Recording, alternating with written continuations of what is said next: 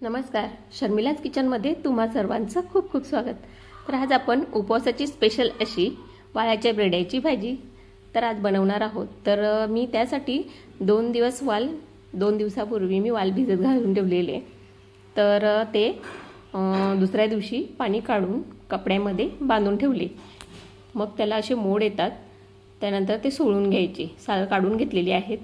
तर अशा पद्धतीने आता मी कढईमध्ये तेल घातले, त्यामध्ये 1 चमचा मोहरी घालायची, 2 कांदे बारीक चिरून घातलेत, कढीपत्त्याची पानं घालायची। आता हे परतून घ्यायचं। त्यानंतर मी आलं लसूण मिरचीची पेस्ट घातले, 1 चमचा सुक्या खोबऱ्याचं वाटण बनवलेलं आहे मी ते घालते, 3 चमचे। आता त्यामध्ये हळद 1 चमचा, 1 चमचा गरम मसाला, 1 चमचा लाल तिखट घालून परतून घ्यायचं।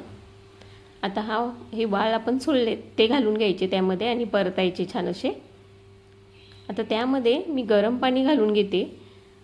गरम पाणी घातलं की कोणतीही भाजी पटकन शिजते। तर आता त्यावरचं झाकण काढलंय, छान वाल शिजलेले आहेत। तर छान अशी वालाची भाजी तयार आहे। तर कशी वाटली तुम्हाला आजची ही व्हिडिओ? तुम्हाला आवडली असेल तर नक्की सबस्क्राइब करा आणि पुन्हा भेटूया नवीन रेसिपी बरोबर। तोपर्यंत धन्यवाद।